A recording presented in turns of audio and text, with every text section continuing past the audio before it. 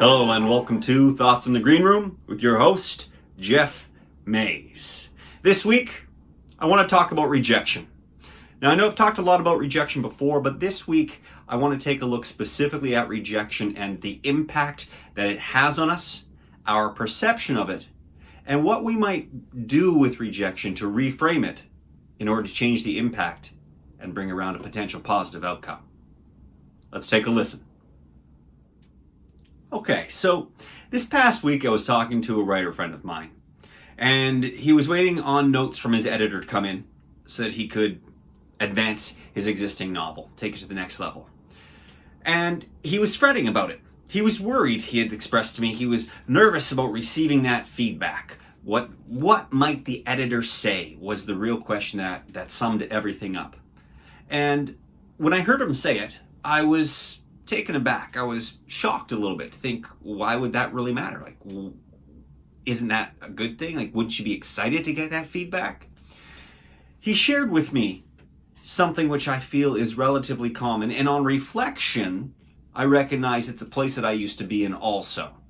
And that was the idea that if what he received back from the editor was perceived as negative, didn't fit in his lines with what he thought the story was doing or where he was going, it suggests or imparts the information that he's not capable, that his talent, his skill set are not as good as he may want them to be or as he perceives them to be for himself.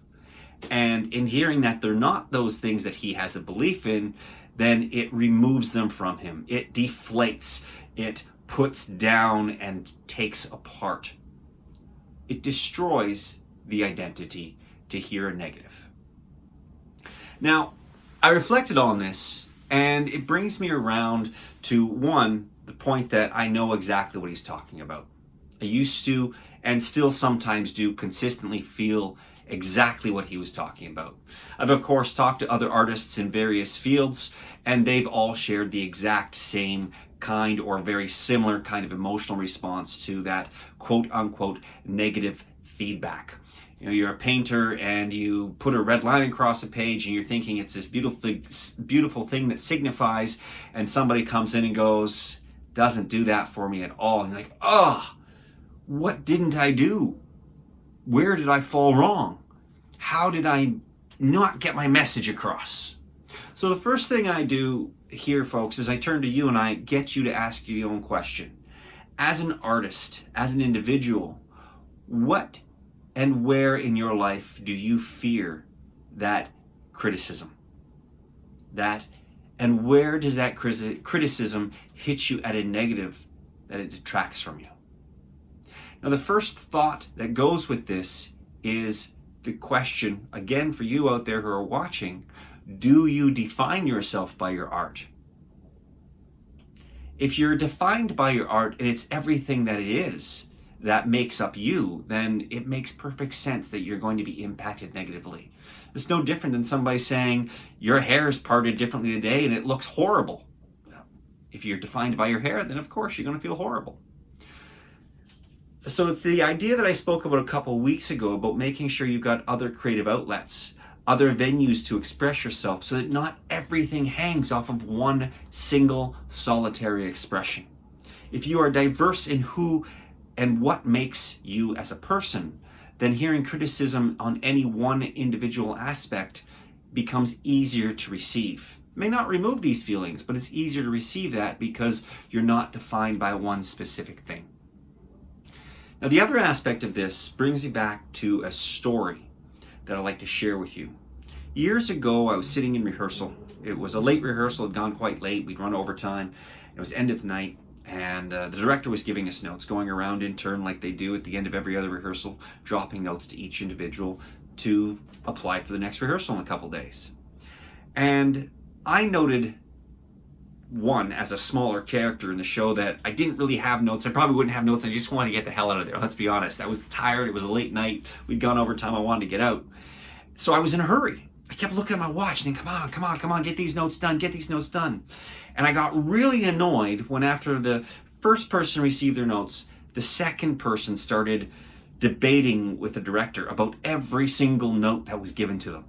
every single note, and it was just adding more and more time. And we got through that, and I was looking at my watch, oh my gosh, and all of a sudden I heard the third person getting notes debating with the director on what the note was and why they should apply it, and I was just like, shut up, let's go. It was a very frustrating moment. And as I walked home that night, and as I reflected on this over the next couple of weeks and the impact that tardiness and that seemingly unused or inappropriately used time had affected me, I started to realize something.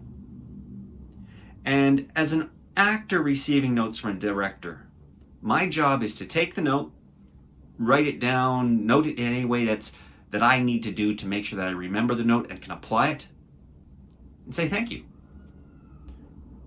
I then go home, and whether I'm in agreement or disagreement with the note, in my own time, I get to reflect on what was offered to me. The question is, why is this valuable? The answer that I discovered for myself, and I've shared with this with a few people, including my writer friend who I spoke about at the beginning of this blog, and they all seem to agree with me. The idea of a note is not to take one person down. The idea of a note from an outside perspective is somebody offering their thought process in order to support the art, to advance the art and make it stronger. And if you're defined by your art, don't you want that help? Don't you want somebody to help you be able to present your art in a better light, in a stronger fashion? For me, the answer is yes. So the first recognition for me about note-taking or receiving any form of criticism was that it wasn't meant to deflate me. It was meant to inflate me, to help me be better at what I do. When I started to realize that, I then started to see the value of simply saying thank you for the note and walking away with it. No argument, no discussion, no debate, no anything other than a thank you because somebody is trying to support me and make my craft better with that feedback. I then go home, I take a look at the note, I reflect on it in respects to everything that's been happening around me in the scene and all of those things that I do as an actor, and I give process to it.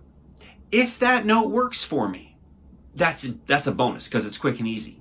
If the note doesn't work for me, it becomes my job to try and apply the note, to be creative, to expand myself and express myself so that I can make active attempt of applying this, and maybe by applying I will see the value in it.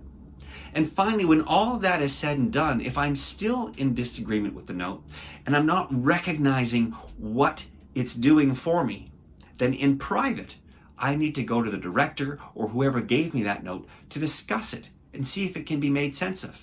Now, this doesn't necessarily mean the note is going to be the be-all and end-all. It doesn't necessarily mean the note is going to be accurate for what I want to say as an artist. However, in the end, I need to do due process to apply and play with the note to see if it actually fits. A quick analogy to put this in. A parent says to a child, "Don't touch the stove, it's hot." Now, we know from experience that the parent's words are truthful, but the young child who hasn't yet learned this lesson doesn't understand the note. So the child may think about it, may test the waters and put the hand close to the stove and feel heat and think, oh, maybe they're right, maybe they're wrong. Sooner or later, the child is going to touch the stove. They explore for themselves to learn the reality of what they're being told. And once they understand that reality and they apply it, then they can recognize that the criticism is valid for them. Oh, I shouldn't touch the stove. Or maybe they're immune to heat for my example's purpose. A little bit odd, but maybe they're immune to heat somehow, and they realize they can touch the stove. If they don't understand it at all and there's no effect, maybe it's time to talk about that. Hopefully the odd example I presented there comes across and you get my meaning. The point overall being that you need to do the process to try and to work on growing. And if that level of growth or that path for growth doesn't work for you, then discuss and debate at a calm, unobjective level in order to see where that common ground is for growth. And maybe this isn't the time to growth. I recognize that also, but at least give it the chance. And this is where we take criticism, we bring it into ourselves without impact, and give it credit for what it is in order to grow. From this perspective, criticism,